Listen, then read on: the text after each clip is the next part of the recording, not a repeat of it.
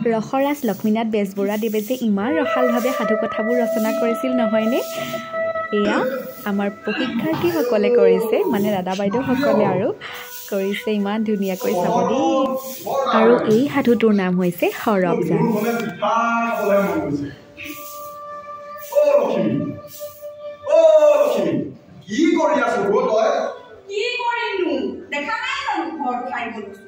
আমাৰো কি আৰু ঘৰ কৰা ভাত বনোৱা এইবোৰহে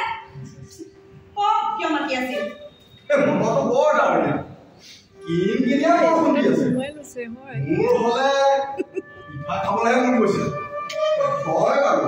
পিঠা খঞ্চৰে মোক ভাজি দিব নোৱাৰোনে পিঠানো বৰা ধান কওক আমাৰ ঘৰতো বৰা ধান নাই তেন্তে পিঠা খোৱা নহ'ব যেনে পাইছো মোৰ হলে বৰ পিঠা খাবলৈ মন গৈছিলে বৰ মন গৈছে যদি চাওকচোন কাৰ ঘৰত বৰা ধান মাৰিছে চাওকই পাৰিলে আমাক খুজিয়ে লৈ আহক নহ'লে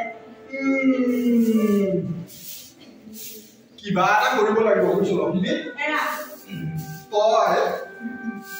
তোৰ কাম বন কৰি ক মানে মই গাঁৱৰ ফালে ওলাই যাম দেই খালি হাতে আহিব কিন্তু হ'ব তই দেখি খাম ৰেডি কৰিবা মই একেবাৰে ধান লৈ আহিছো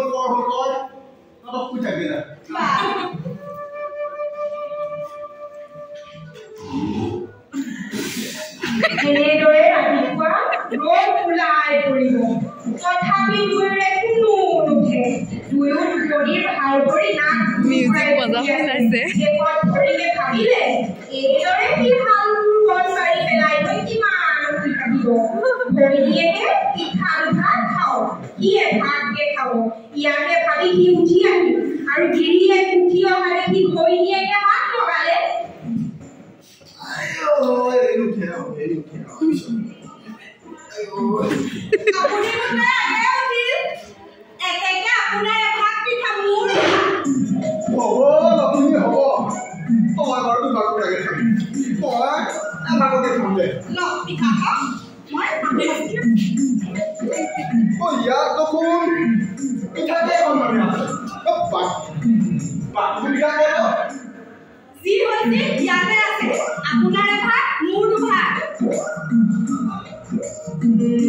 আপুনি খাম নে খাব লাগে বৰ আচৰিত কথা ঐ এদুম ধানৰ মাত্ৰ পিঠা এইখনে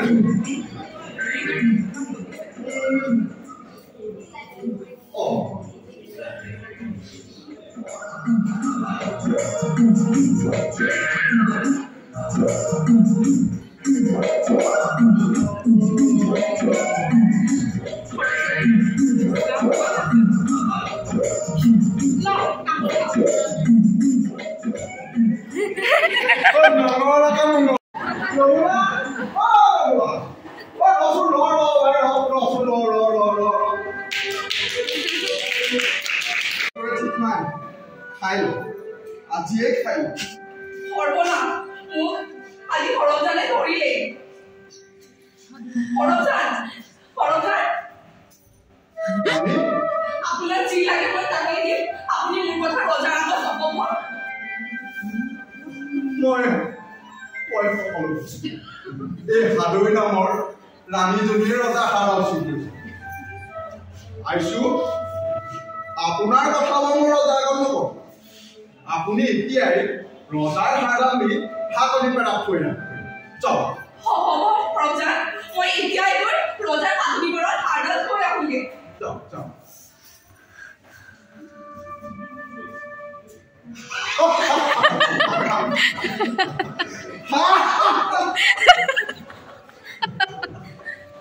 মূৰৰ পৰা বোজা এটা গ'ল যেতিয়া এতিয়া মোৰ পক্ষত গৈ মই টপনি মাৰিবগৈ যোৱাহে কথা আৰু দেই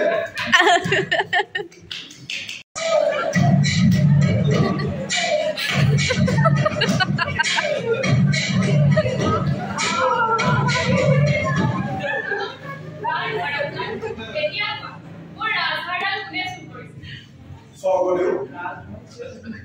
বৰ্ণীয়ে কোনেও আপোনাৰ ৰাজধানী চুৰি কৰা নাই মোৰ মনে কয় আপোনাৰ তালিকাতে ৰাজধানী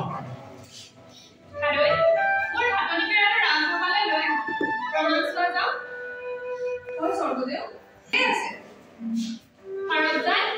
আপোনাৰ কথা সঁচা হ'ল গতিকে মই আপোনাক ধন সম্পত্তি মাটি বাৰী আৰু আপুনি ৰাজসভাৰ সভাসদ কৰি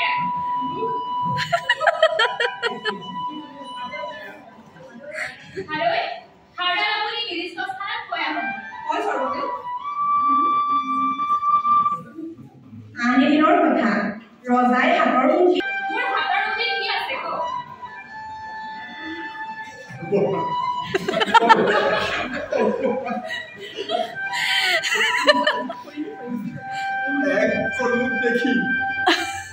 এক কলু লেখি